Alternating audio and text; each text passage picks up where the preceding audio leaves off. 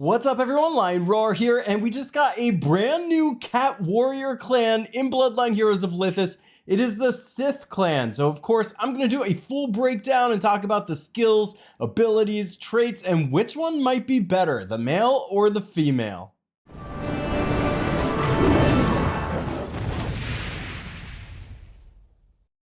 But first, download Gemstone Legends, a mobile RPG puzzle match game. Use the link in the description to start with free stuff, including a bonus hero.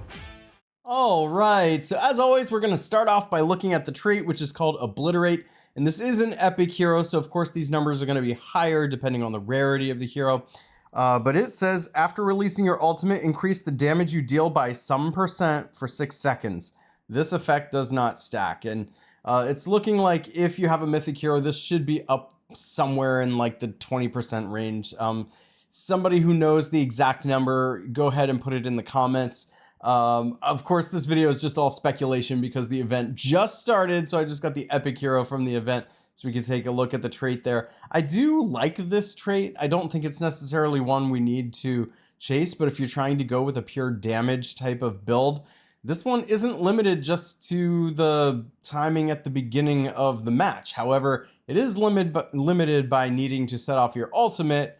So of course, in those specific events and like Luxus where you don't get to fire an ultimate, this one's kind of useless. So that's why I wouldn't chase it. But if you're just looking for, I don't know, maybe a PvE type of trait too, like where ultimates go off repeatedly, because you got like a minute and a half, sometimes 2 minutes to just deal as much damage as you can, well, this might be a really good one for that. But yeah, I'd say, you know, a lot of traits coming out recently are like this, where it's pretty darn good, but it's not overpowered. And you know what? That's probably what we want in this game, to have some diversity. Let's take a look at the skills and abilities now. First, we'll start out by taking a look at the male, and of course, both of these are warriors, as I stated earlier. And I always like to start with the passive because it's the first thing that impacts the battlefield. Shadow Devour. Every 9 seconds automatically steals the soul of a nearby enemy, increasing damage taken by 25% for 5 seconds while dealing damage equal to 6% of the enemy's max constitution up to a maximum of 2000% your strength, and convert the damage dealt into a shield for yourself lasting 7 seconds. Wow, that's a mouthful of a lot of words. I'm not even done with this yet. But that's a lot of really good words, especially on a passive. The fact that you're creating a situation in which an individual champion is taking more damage, and you're dealing damage on top of the now more damage you're dealing based on their max constitution, which is always just a really powerful thing. If constitution is not full, convert 40% of the current shield value into constitution every second. During enchanted, all skill damage is converted into true damage. So there's the potential for some mega damage here, and especially at the beginning of the match, you're going to see this matter a lot more. This is actually the type of passive you want to see to kind of get underneath your opposing champions, the opposing heroes, before active skills and ultimates start going off. If you can deal a lot of damage and potentially even take out some opponents before they even get to fire, that's just really powerful in this day and age. The speed is the name of the game right now. Let's take a look at the active skill, Rift Slash. Slash at enemies in front of you in a semicircle area, guaranteeing a hit, dealing 800% of your strength as damage. If the attack hits an enemy unit, you enter an enchanted state for 8 seconds. During enchanted, your basic attacks and skill damage turn into true damage. During this skill's activation, you're immune to control, and each enemy hit during the slash regenerates 18% of your missing constitution. So, you know, what we have going on here is quite a bit of healing, in addition to what seems to be like the potential for a lot of damage. Now, the ultimate, Meteor Strike. Plummet into the thickest concentration of enemies, dealing 600% of your strength as damage, and knock up for 1 second to affected enemies, which is kind of like a type of stun. Reducing their damage dealt by 25% for 4 seconds. So now, not only are you using your passive to cause an opponent to take more damage, but in the ultimate, you're now causing your enemies to deal less damage. Upon landing, immediately perform a guaranteed slash, hit in the nearby area, dealing damage equivalent to 12% of the enemy's max constitution. Again, that's just music to my ears. Up to a maximum of 2,000% your strength. While in the enchanted state, each enemy hit during the slash regenerates 18% of your missing constitution. More healing. During enchanted, all skill damage becomes true damage. These are all words I want to hear on a big damage dealer. I especially like hearing that we're dealing damage based on max constitution. Of course, there's a cap with strength, which means we're still going to want brutal on this. But in multiple ways here, we have healing and we have the ability to deal a lot of damage, including a little bit of CC, a little bit of crowd control with the knock up there too. And he gets in the midst of the greatest concentration of heroes there. So he has the potential to be a really good clumping type of hero too. So he's good to pair with other really big damage dealers who have some kind of area of effect where you want everybody concentrated in one spot.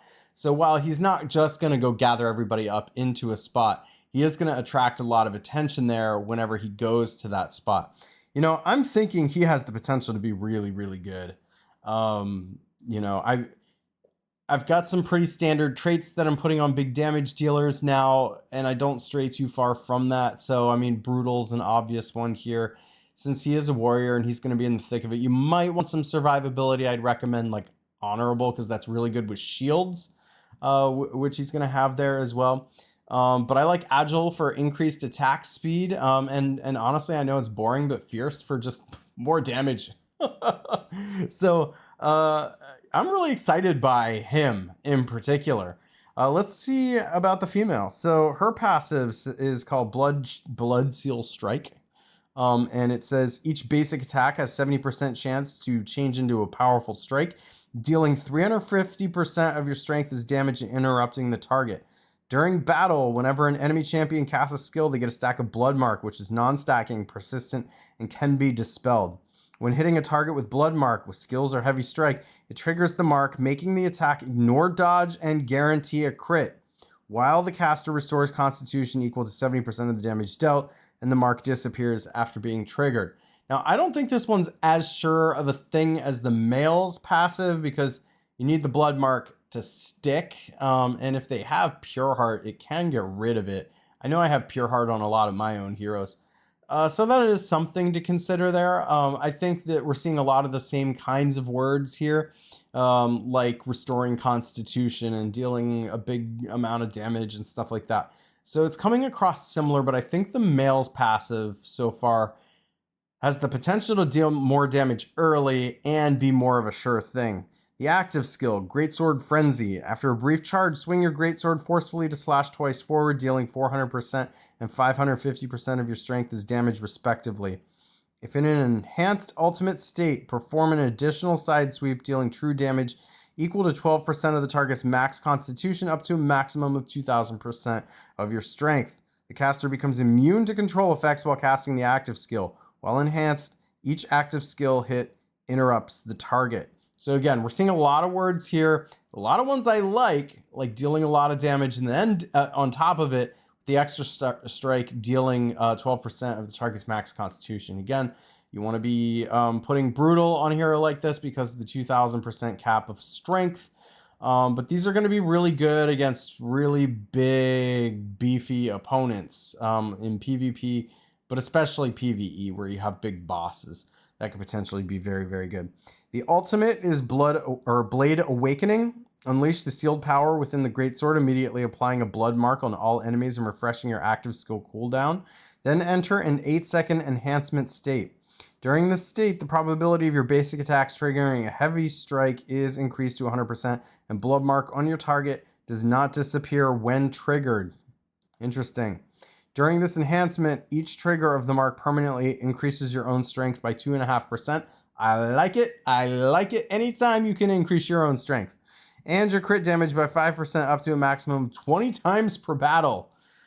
Wow. Okay, so I am most excited about this particular ultimate compared to the other skills she has here.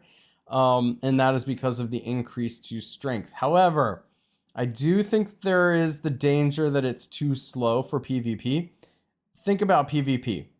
how many times does a champ get their ultimate to go off? Like, at least in my level of battles, once, maybe twice. I'm sure that's very similar for a lot of you. And so 2.5% strength for only being able to fire the ultimate like once or twice is probably not going to be good enough for PvP, but has the potential to be really good for PvE. I am thinking that the male is probably the better rounded of the two. I think he's more well-rounded. As in, he's going to be great in PvP and in PvE. That's just my feel on it. I think she's more of a PvE type of hero because of how the skills are working. And he doesn't really depend on that sort of slower type of play to be good. In fact, quite the opposite. It looks like his passive is extremely powerful, and it just feeds the active damage that's already being done. And the ultimate on him is really just a cherry on top. So I'm leaning towards the male. I'm gonna be quite honest, when I speculate on these videos, I have no idea if I'm right. I'm just taking an educated guess based on what I already know in this game, but I'd lean towards the male right now. It is gonna take some testing to see how it goes and how they really perform, but I think I am gonna favor him. By the way, since they have such similar wording to their skills, I think that the traits that I mentioned for him are perfectly good for her too. So you really can't go wrong with those, and really any of the traits out there that are increasing damage and stuff like that, all great. And again, if you need to increase the survivability of these, I like honorable as the trait for that. But those are just my thoughts. What do you think? Make sure to let me know in the comments. And if you enjoy videos like this, make sure to like, subscribe, and hit that bell notification. And I will catch you in the next one.